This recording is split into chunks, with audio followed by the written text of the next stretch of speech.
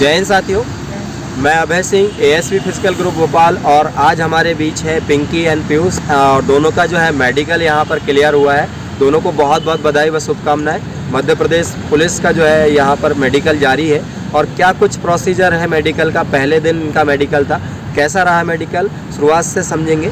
तो पिंकी, कैसा वहाँ पर आपका मेडिकल रहा, शुरुआत से अंत तक कैसी प्रोसीजर है, बच्चों को ज़रा बताएं। जय हिंद सर। जय हिंद। कल 28 तारीख को हम लोग का मेडिकल रायसेन में था। तो वहाँ जब हम गए तो सबसे पहले हमारा डॉक्यूमेंट वेरिफिकेशन हुआ। तो डॉक्यूमेंट वेरिफिकेशन में जो हम लोग को डॉक्यूमेंट्स लेके जाने थे, जो एक अनुप्रमाणन फॉर्म उन्होंने दिया था वो भर के ले जाना था। दूसरा, हमारी जो डॉक्यूमेंट्स की, जो पर्सनल डॉक्यूमेंट्स की जो कॉपीज़ थी, उनकी 2 कॉपी लेके जानी थी। और दोनों जो कॉपी थी वो सेल्फ अटेस्टेड करके लेके जानी थी। उसमें जो पहला जो डॉक्यूमेंट, ये जो था अनुप्रमाणन, इसमें आपको पहले सारे डॉक्यूमेंट्स लिखे दिए हुए हैं उन्होंने कि कौन कौन से डॉक्यूमेंट्स लेके जाने थे। उसके बाद अगर आप आगे देखोगे तो जो भी कॉलम है इसमें अनुप्रमाणन के में, पहले तो आप यहाँ सबसे ऊपर अपना फ़ोटो लगाओगे।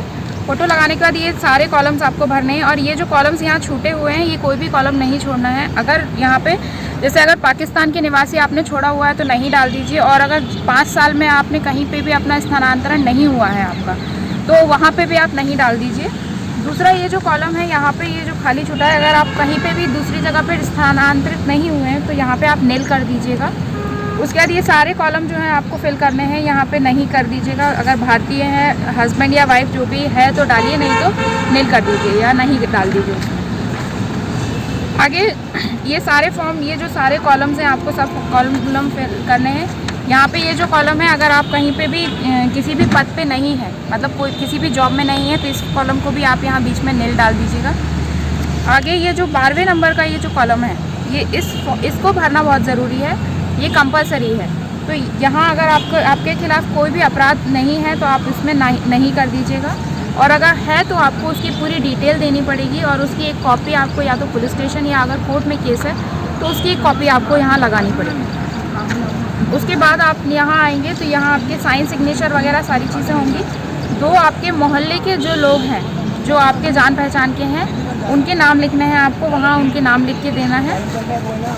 उसके बाद ये जो आखिरी फॉर्म है जिसमें आपका पहचान पत्र लिखा हुआ है, इसमें आप किसी भी गेजेटेड ऑफिसर से सील साइन करवा के लेके आना है जो आपको पहले से जानते हो। और फिर उसके बाद एक ये जो लास्ट फॉर्म है, लास्ट फॉर्म नहीं है, मतलब यहाँ पे एक एमपी पुलिस से हमें एक कैरेक्टर सर्टिफिकेट लेके जाना था, खुद का पर्सनल कैरेक्टर सर्टिफिकेट। तो उसके लिए आपको एक ये रसीद कटवानी होती है एमपी ऑनलाइन से, जिसके लिए आपको आधार कार्ड, फ़ोटो और वोटर आईडी अगर हो तो, मतलब वोटर आईडी वगैरह भी आप दे सकते हैं। और साथ में अगर आपके पास राशन कार्ड है तो आप वो ले जाइए, और नहीं तो नहीं है तो उसकी भी कोई ज़रूरत नहीं है। तो ये आपको रसीद काट के देंगे वो वहाँ से, एमपी ऑनलाइन से। इस रसीद को आपको पुलिस स्टेशन में जमा करना है। पुलिस स्टेशन में जब आप इसको जमा कर देंगे तो वहाँ से वो आपको एक आपका कैरेक्टर सर्टिफिकेट बना के देंगे जो आपको वहाँ पे जमा करना है। दूसरा, फिर अगर आप पर्सनल डॉक्यूमेंट्स की बात करेंगे तो सबसे पहले तो आपका ये जो मेरिट वाला जो फॉर्म था, ये मेरिट वाला जो फॉर्म था, ये लेके जाना है। एक और जो फॉर्म है जो आपका वो वाला बोला था उन्होंने, जिसमें मार्क्स लिखे हुए हैं, हाँ, मार्क्स वाला फॉर्म भी लेके जाना है। इसमें लगा नहीं है लेकिन वो आपको लेके जाना है, उसकी एक फ़ोटोकॉपी ले जाइएगा। ये जो आपने जितने भी डॉक्यूमेंट्स फिज़िकल के टाइम पे दिए थे, जैसे कि क्वालिफ़िकेशन का है एक, है ना, एक वहाँ का एडमिट कार्ड है, फिज़िकल का एडमिट कार्ड है, वो दोनों लेके जाने हैं। उसके बाद आपका आएगा आधार कार्ड जिसमें आपकी डेट ऑफ बर्थ हो, वो वाला प्रिंट आप निकलवा लीजिएगा, उसकी फ़ोटोकॉपी लगा दीजिएगा। पैन कार्ड लगा हुआ है एक। उसके बाद आपको 10th की मार्कशीट है, 10th की मार्कशीट के बाद 12th की मार्कशीट, उसके बाद ग्रेजुएशन की मार्कशीट है। फिर एक ग्रेजुएशन मूल निवासी प्रमाण पत्र लगा हुआ है। मूल निवासी प्रमाण पत्र के बाद आपका ये जो है एमपी ऑनलाइन जो पंजीयन हमने कराया, रोजगार पंजीयन रोकना चाहूँगा यहाँ पर। रोजगार पंजीयन बहुत इंपॉर्टेंट है। जो आपने फिजिकल के टाइम रोजगार पंजीयन लगाया था या जो भी डॉक्यूमेंट लगाए थे, वो सारे डॉक्यूमेंट वही चाहिए, क्योंकि आपकी सारी डिटेल्स उनके पास वहाँ पर रहने वाली है। तो आप वहाँ पर सारे डॉक्यूमेंट वही लेके जाएं। आगे के लिए रोजगार पंजीयन अगर आपका अभी वाला है तो ठीक है, अगर एक्सपायर हो चुका है और आपके पास वो नहीं था, मतलब एक्सपायर वाला है, तो वो भी लेके जाइए। और जो जो नया बनवाया है वो भी लेके जाइए। एक्सपायर वाले के साथ यहाँ मैंने एक एप्लीकेशन बनवाई थी, उसकी जो एक्सपायर हो गया था, मैं उसको रिन्यू नहीं करा पाई थी, तो उसकी एक एप्लीकेशन जो बनवाई थी उसकी फ़ोटोकॉपी भी होनी चाहिए अपने पास।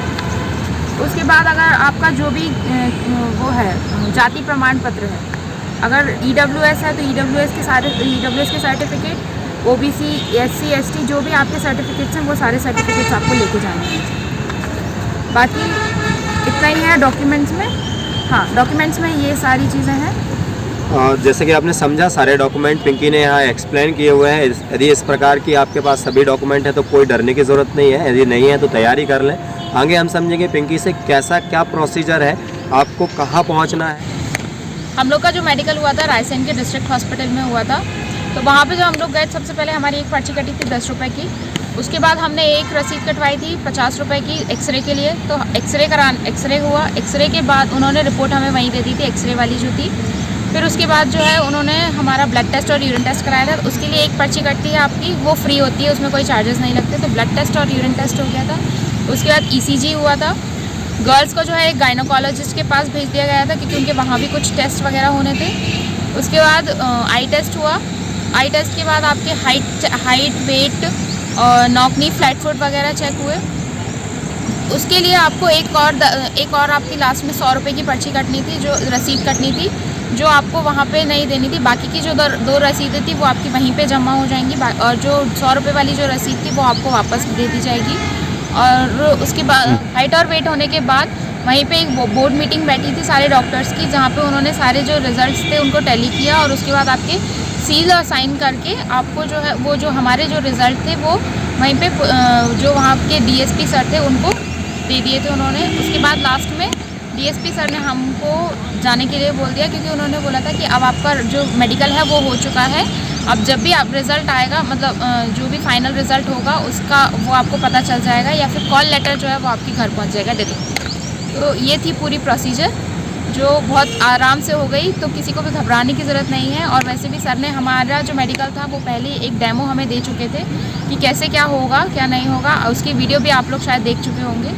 तो घबराने की ज़रूरत नहीं है, आराम से जाइए और कॉन्फिडेंटली अपना मेडिकल दे के आइए। All the best sir. जैसा कि दोस्तों आपने समझा पिंकी से, काफ़ी बढ़िया इनका मेडिकल वहाँ पर रहा और आप सभी का भी बहुत अच्छा मेडिकल होने वाला है। सारी जांचों के बारे में आपको जानकारी मिल चुकी है और सब कुछ जो है पिंकी ने बहुत अच्छे से जो डॉक्यूमेंट के रिगार्ड्स, मेडिकल के रिगार्ड्स बहुत अच्छे से समझाया आपको। और आने वाले जो है बच्चों का जिनका कल या आने वाले दिनों में जो है मेडिकल है, उन सभी का मेडिकल बहुत अच्छा हो, ऐसी मेरी वेल विशेस है।